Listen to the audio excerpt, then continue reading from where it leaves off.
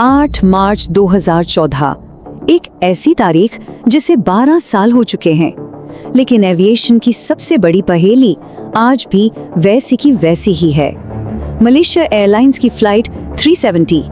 सोचिए, एक modern jetliner सैकड़ों लोगों के साथ, और वो बस हवा में कहीं खो गया। और ये सिर्फ एक प्लेन की कहानी नहीं है, ये कहानी है 239 जिंदगियों की, 227 पैसेंजर्स और 12 क्रू मेंबर्स। मतलब इस एक नंबर के पीछे हैं सैकड़ों परिवार, हजारों दोस्त जो आज तक सिर्फ एक जवाब का इंतजार कर रहे हैं। उस रात सब कुछ नॉर्मल था। कुआलालंपुर से बीजिंग के लिए एक बिल्कुल रूटीन रात की उड़ान, और फिर एकदम सन्नाटा। प्लेन रडार से गायब हो गया और उस पर सवार हर एक इंसान मानो रात के अंधेरे में समा गया। न कोई कांटेक्ट, न कोई SOS, कुछ भी नहीं। तो जो कुछ भी हमें पता है वो बस इन आखिरी कुछ पलों से ही पता है। देखिए, रात 12:42 पर एक नॉर्मल टेक ऑफ हुआ। फिर रात 1:19 पर पायलट की एक शांत आवाज में आखिरी शब्द आए, और उसके ठीक 2 मिनट बाद प्लेन डिजिटल दुनिया से पूरी तरह गायब हो गया। ट्रांसपॉन्डर बंद हो चुका था। लेकिन कहानी यहाँ खत्म नहीं हुई। लगभग 7 घंटे बाद सुबह 8:19 पर एक सैटेलाइट को प्लेन से एक आखिरी बहुत ही फीका सा सिग्नल मिला, एक ऑटोमेटेड हैंडशेक। बस यही हमारा आखिरी सुराग था। और उसी एक धुंधले से सिग्नल ने एविएशन के इतिहास की सबसे बड़ी, सबसे महंगी और सबसे मुश्किल खोज शुरू की।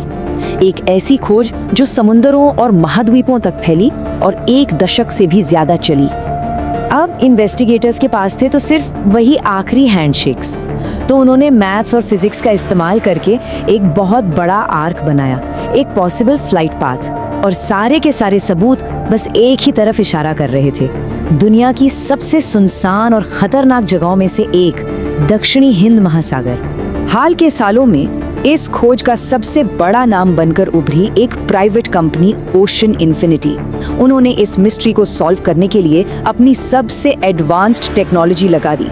अपनी रोबोटिक सबमरीन्स को समंदर की उन गहराइयों में भेजा जहां सूरज की रोशनी भी नहीं पहुंच पाती।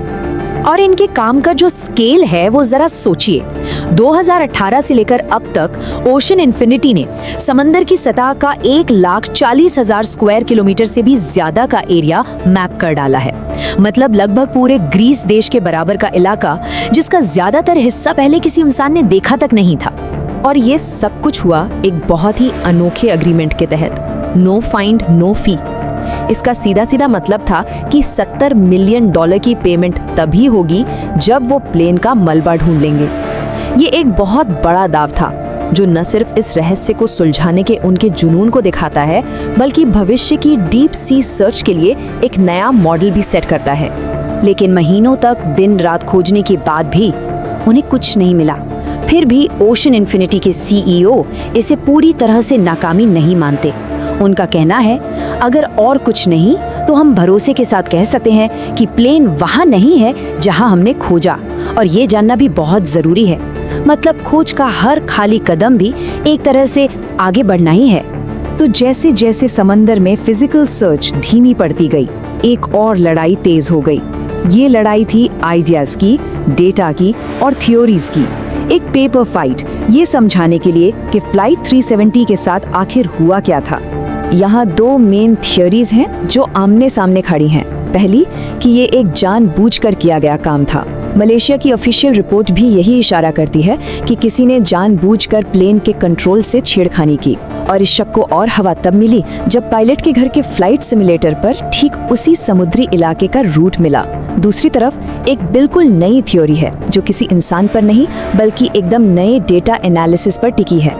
इस नए एनालिसिस की जान है WSPR टेक्नोलॉजी। अब इसे आसान भाषा में समझते हैं। देखिए, दुनिया भर में हजारों एमेचर रेडियो ऑपरेटर्स हैं जो लगातार कमजोर सिग्नल भेजते रहते हैं। ये सिग्नल एक तरह का अदृश्य जाल बना देते हैं। तो थियरी ये है कि जब कोई प्लेन इस जाल के बीच से गुजरता है तो वो इन सिग्नल्स में एक हल्की सी गड़बड़ी पैदा करता है, ठीक वैसे ही जैसे शांत पानी में कंकड़ फेंकने से लहरें बनती हैं।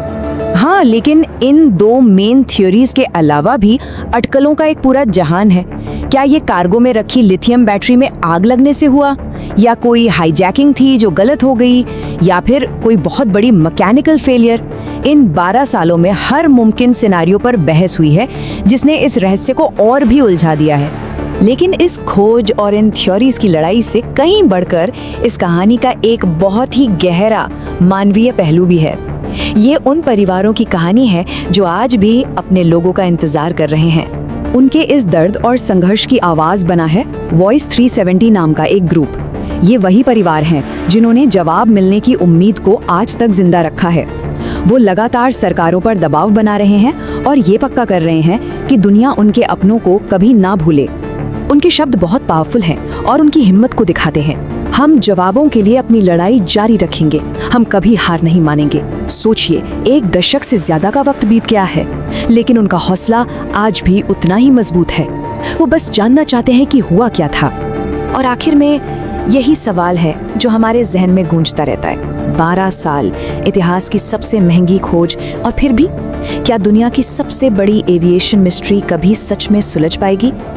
फ्लाइट MH370 हमें याद दिलाती है कि हमारी इतनी टेक्नोलॉजी और तरक्की के बावजूद ये दुनिया अब भी रहस्यों से भरी है और शायद कुछ सवालों के जवाब कभी नहीं मिलते।